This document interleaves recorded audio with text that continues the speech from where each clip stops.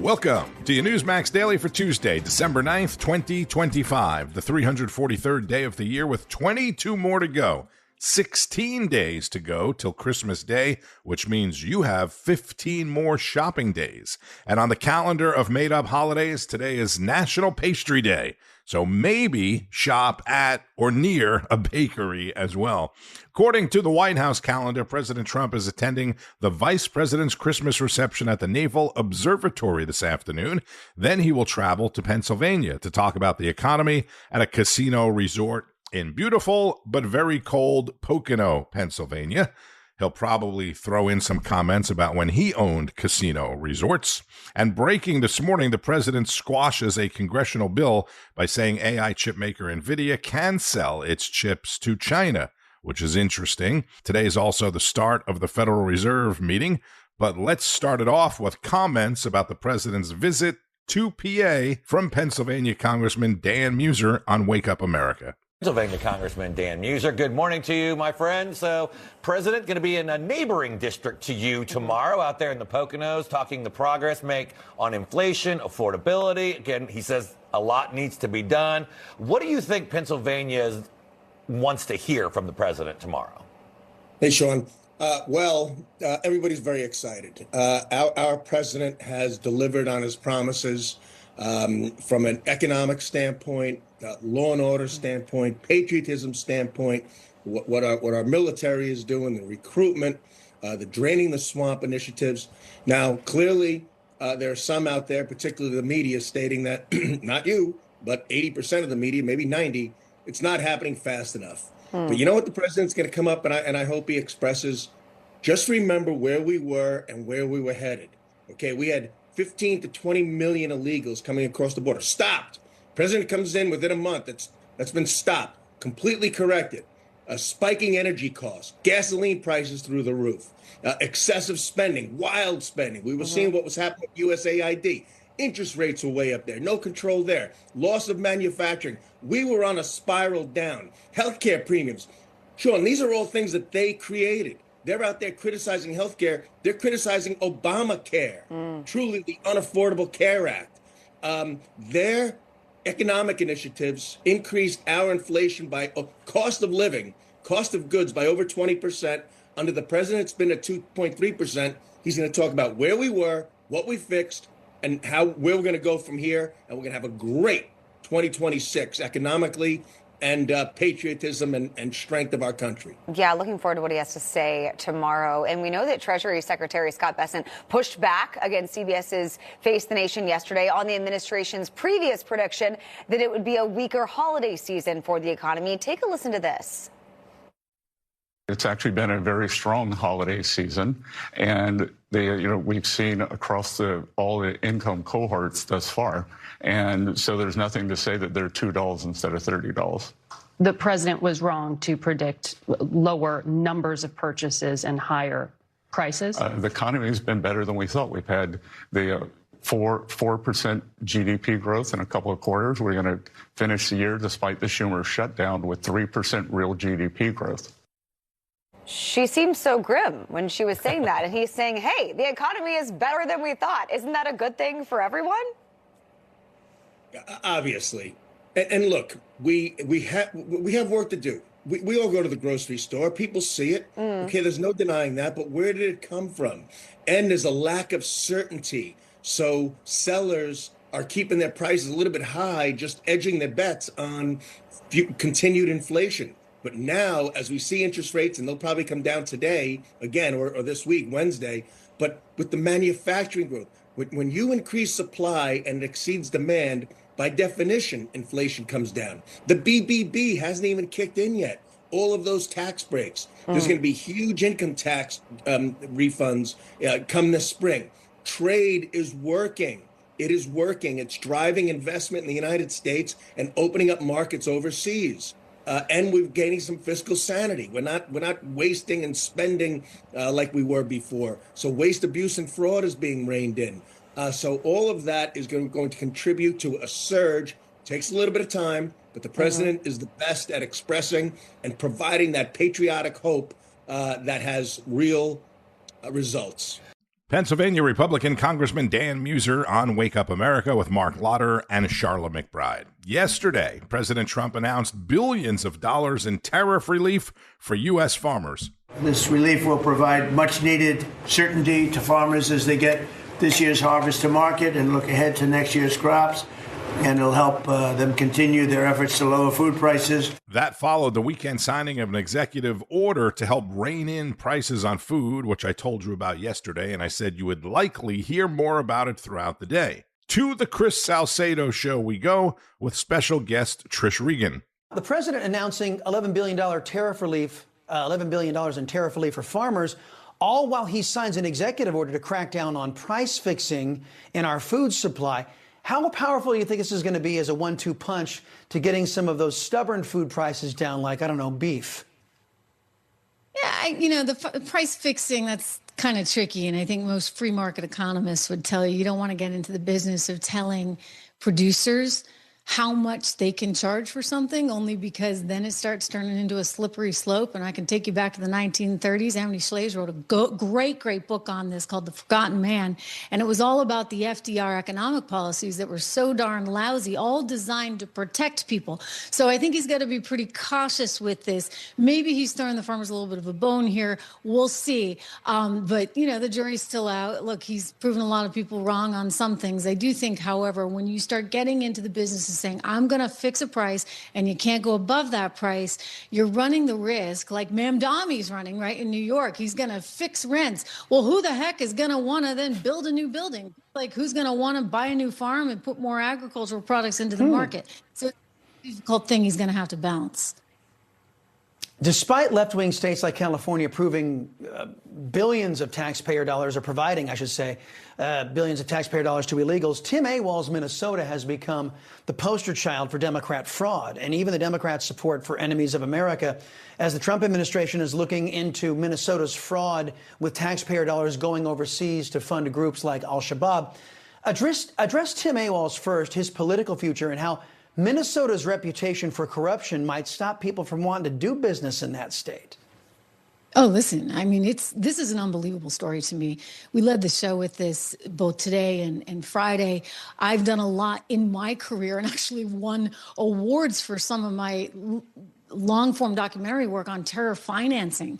And this, to me, it's like follow the money, for goodness sakes. This is an unbelievable story. And I'm so glad we get smart people like Besant there at Treasury who came out over the weekend and said they are investigating this. And don't forget, his department, Treasury, along with IRS, they're the ones that are going to be looking at all the money that went through these wire transfer services overseas to places like Somalia, places like Kenya, Turkey, throughout the Middle East, Dubai. They're going to be looking at every single one of these transactions to follow and see where this money went, because for one thing, obviously, it's horrible in and of itself to have the fraud. It's also horrible, Chris, to have the fraud being sent, our taxpayer money, overseas. And then on top of that, you're going to layer on the possibility of some terrorist financing activity. This is really terrifying stuff, and it needs to be cleaned up, and they got of it. I know they've only had about a week, but it's huge.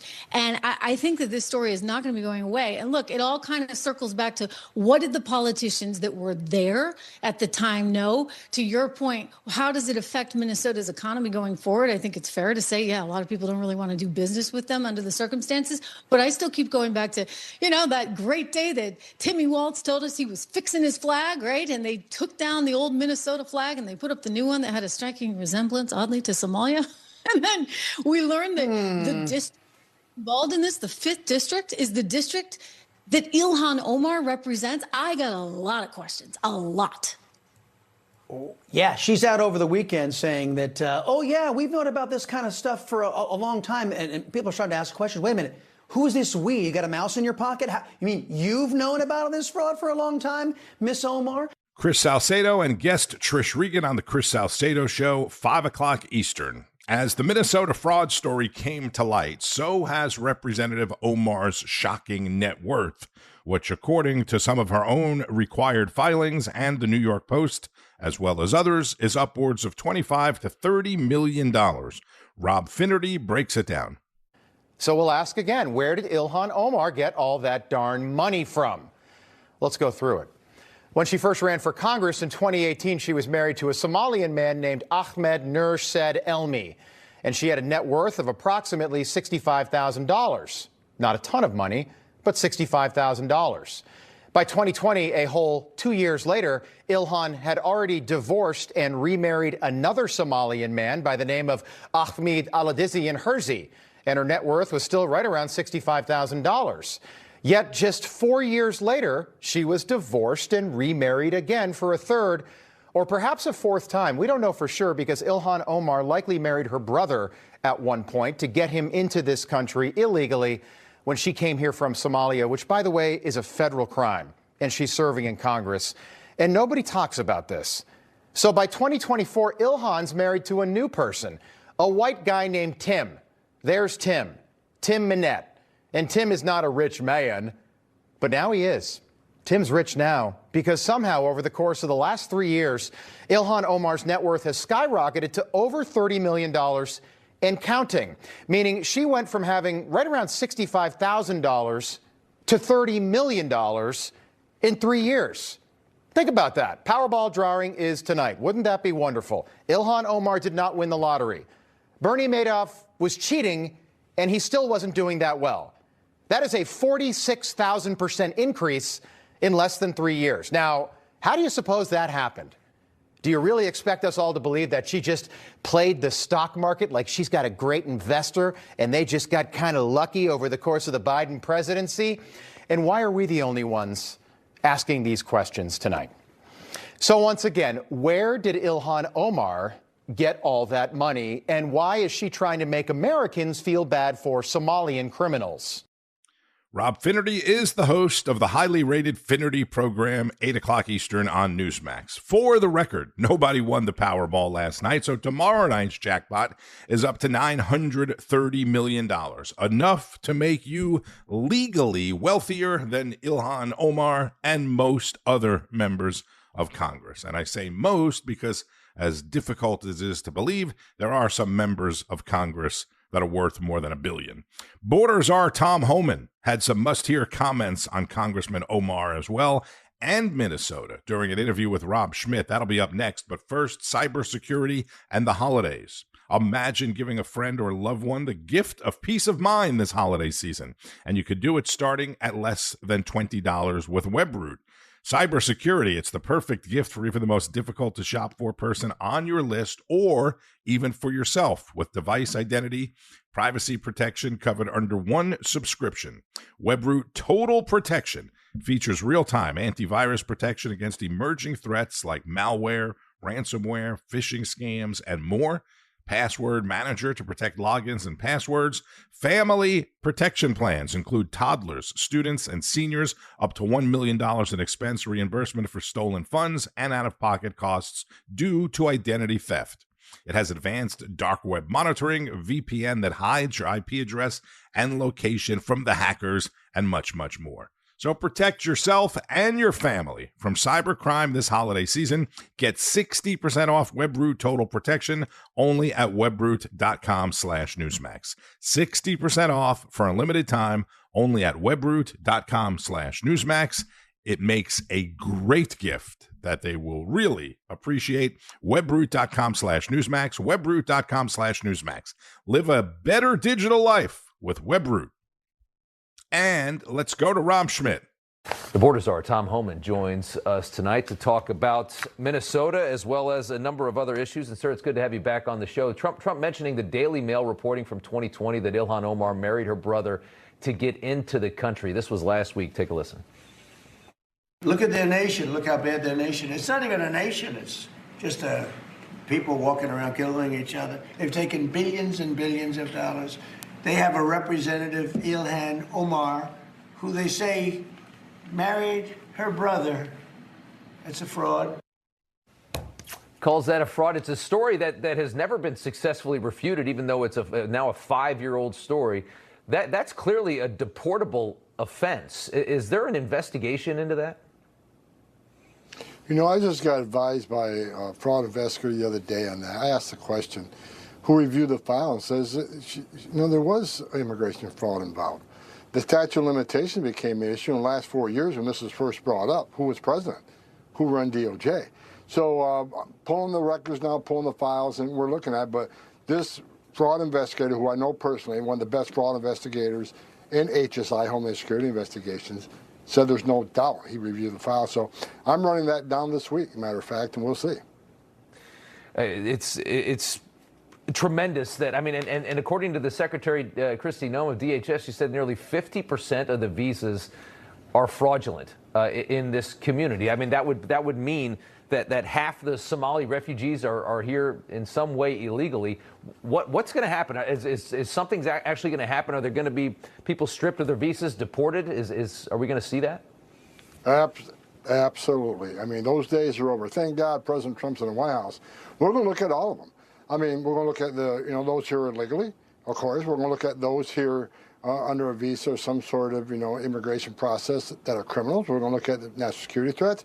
But those who came through a process that weren't properly vetted, who didn't provide documentation, who slipped through the Biden's weak processes on, giving visas and temporary, whether student visas or visitors visas or whatever. We're going the whole gamut.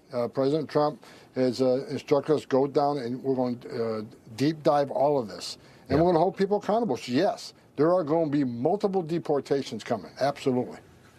There's so many claims of a racist element to this story, and when we're talking about a certain subsection of refugees into this country, but it bears reminding to people that it wasn't very long ago at all that Americans expected that people that came to our country would contribute to the cause, would assimilate to our culture and to who we are.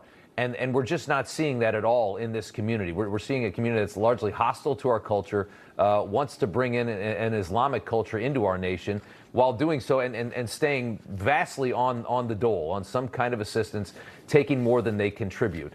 Knowing all of that, here's Ilhan Omar on our immigration system under this president and the job that you're doing. This is certainly not what the founding fathers of the American dream were thinking about when they said, that when they set out to write the Constitution. What's your reaction to that? Unlike the Biden administration, we're following the Constitution. We're enforcing the law. We're not ignoring the law. And you're right. The proper, assimilation is important, and it's going to be required. Not only that, when they come here on a legal program, they're required to be self-sufficient. They have to prove they're self-sufficient. So a lot of them, first thing they're doing to get here is get on the public dole. President Trump put his foot down, and like I said earlier, we're doing a deep dive on thousands and thousands of files, and we're going to hold people accountable. I'm so tired of them pulling the race card all the time, right. Because we're doing this racist. ICE has arrested people from 180 different countries. Europe, Asia, South America. Every color. They're not just arresting brown and black people. They're arresting people from all over the world. The immigration enforcement is colorblind. There's one thing that matters to us. Did they follow the immigration law? Are they here legally? Did they break the law once they became here, either illegally or legal? It doesn't matter. Yeah. So we're following the law. That's all that matters to us. What Title 8 United States Code, Title 18 United States Code, the Immigration Nationality Act, what that says, we're enforcing without apology. That's the way it's supposed to be. As a member of Congress, she should respect that we're enforcing the laws that Congress enacted. Yeah, and does anybody buy that the founding fathers were trying to set up a welfare state for African refugees in this country? I don't think anybody's believing that argument at all. Rob Schmidt with Border Czar Tom Homan, who says he is personally reviewing the records of Minnesota Representative Ilhan Omar. All right, one more segment here. This is from Frontline with Carl Higbie, who spoke with CNN political pundit and now author Scott Jennings about being the lone conservative inside the liberal organization that is CNN. And by the way, congratulations to Anderson Vanderbilt Cooper, who got a big contract extension yesterday. Not that he needs the money.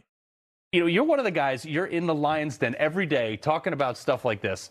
And I don't know how you reason with these people, on and off air. Yes, some are reasonable, but it's a dwindling few. I mean, there's a I think, a group of people on the left right now who live in such a tight ideological bubble. They live in an alternate reality. And their preferred version of America is a lot different than what President Trump's preferred version is. But I think what a majority of Americans would want, this issue with immigration you're raising, immigration plays a big part in this book because of everything Trump did in the first 100 days. But the idea that if we're going to let you come here and you don't want to assimilate into our culture, and in fact, you want to import other cultures that are at odds with what we're doing here in America, that's a huge issue. People are waking up to this all over the country right now. Yeah, I mean, I watch a lot of your segments, mostly for comedic value. But some of these people, the title, obviously, A Revolution of Common Sense, which ain't so common, especially over there. I watch these things happen, and I'm like, do these people really believe that America is bad, or are they just playing the part?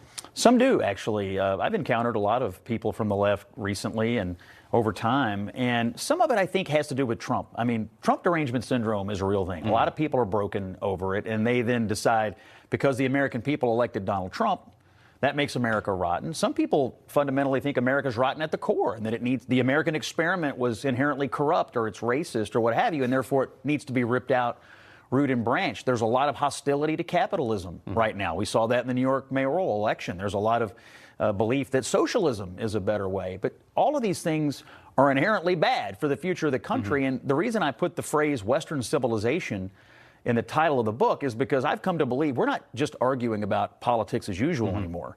We are in a fight for the future of the West. And I don't know if the president knew he was signing up for this, but he is the leader in the fight for the people who want to preserve Western civilization. I've been saying that we are in a cultural civil war for, a decade now. But what you were talking about, TDS, failed MSNBC host Joy Reid, another American not really worth retaining at all. Listen to this.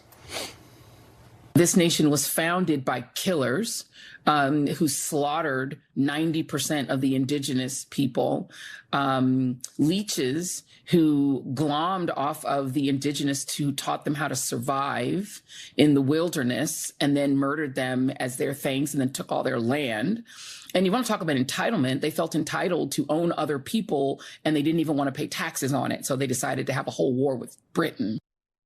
Yeah, so we did fight the Revolutionary War of a 2.5% tax hike and a breakfast beverage, and now they confiscate 50% of my income. However, I look at someone like that, I'm like, you are a woman who's been afforded every opportunity, and she screwed that up somehow. I mean, she had a multi-million-dollar slot, screws that up, then comes here and tells us, oh, we're bad because we slaughtered 90% of Native. We bought or traded for most of the land that we live on today, and they also weren't exactly hunky-dory. They killed each other's tribes for 300 years before we got here. When you hear Joy Reid speak about our country that way, you might say, well, that's just a failed media person. That's what the median Democrat believes. You're going to see this in the midterms. They are going to nominate people for Congress and Senate all over this country who basically would say the same thing if they stood up at a Democratic Party meeting and were asked questions about it, because that's what the Democratic base expects out of you. That's what they want you to believe. Look at the lady they nominated in the recent special election in Tennessee. I mean, she was kind of a Looney Tunes. She hated the district she lived in. And the people that live there. Yeah. She looked down their noses at them. She wanted to defund the police. She thinks men can give birth. She thinks all kinds of things. But she's not on the fringes. That's the median Democrat. And that's what Trump is up against. And I write about this in the book a little bit. He's up against a pretty anti-American radical opposition. And, he takes the position on 80-20 issues. We were talking about narco-terrorists earlier. Yeah. It's really legitimately a 70-30 or an 80-20 issue. But now, because he is trying to do something about it, you got a whole political party that cares more about Maduro and narco-terrorists than they do about the people who are losing loved ones to this poison. Conservative commentator Scott Jennings on Newsmax with our Carl Higbie. Not only are Republicans up against all of that, but Republicans are up against Republicans. Sunday, it was MTG on 60 Minutes, right? Yesterday, South Carolina Congresswoman and gubernatorial candidate Nancy Mace, who has referred to herself as Donald Trump in a dress, calling out House Speaker Mike Johnson in a New York Times op-ed. Nancy Mace says House leadership has been marginalizing rank-and-file members and women, writing, quote, "Here's a hard truth Republicans don't want to hear. Nancy Pelosi was a more effective House Speaker than any Republican this century," end quote. Mace saying her House colleagues are letting politics get in the way of policy, and that policy being the Trump agenda. A lot of other Republicans also agree with that. Separately, Nancy Mace has proposed a bill that would require photo ID for EBT cards and food stamps, which tells me then there is currently no photo ID required to get food stamps or an EBT card, which is as ridiculous as not needing a photo ID to vote. So, of course, the system is riddled with fraud and abuse, right? No ID. And it's a big day on Capitol Hill. Secretary of State Rubio and Secretary of War Pete Hegseth briefing congressional leaders on secret military plans amid escalating tensions with Venezuela as lawmakers push to pass a bill that would require the release of that full video of the drug boat strike that killed 2 survivors after the initial strike on the drug boat. And on Wall Street, stocks started the day mostly flat ahead of today's Fed meeting. At the end of the 2-day meeting, which will be tomorrow, Fed Chair Jerome Profit Killer Powell is expected to announce a 25 basis point interest rate cut. That's a 1/4 point. Whoop-de-doo. Yeah, but Tony, they're only allowed to raise or cut interest rates so much at a time. Yes, I know. If it's more than that, the markets would likely surge. If for some reason there is no cut or Powell comes out and, says a bunch of negative stuff like he often does, then the markets would probably tank. Again, the meeting started today, but the announcement is tomorrow. And if you're a member of USAA, you're likely going to be getting some money. USAA announcing that it'll be returning close to $4 billion to its more than 14 million customers who are also its shareholders. Members who are active and former military and their families could get between $130 to $500, basically a dividend. How about that? Be sure to keep up with all of today's news and any breaking developments on Newsmax N2 and at Newsmax.com. Of course, Newsmax will have the ceremony from the observatory today and President Trump's comments in Pennsylvania. The news starts each and every morning, 6 o'clock Eastern, on Wake Up America Early Edition, followed by Wake Up America National Report, American Agenda, all the way through. Rob Schmidt tonight at 7, Finnerty at 8, Greg Kelly, Ed Henry, Rick Leventhal, and much, much more. I'm Tony Marino. Enjoy the rest of your day.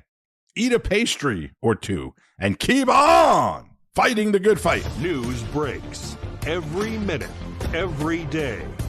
You need the app, the Newsmax app. Find it free on your smartphone store. Then watch us anytime, anywhere. Information. Truth is freedom. Is Newsmax. It's real news for real people.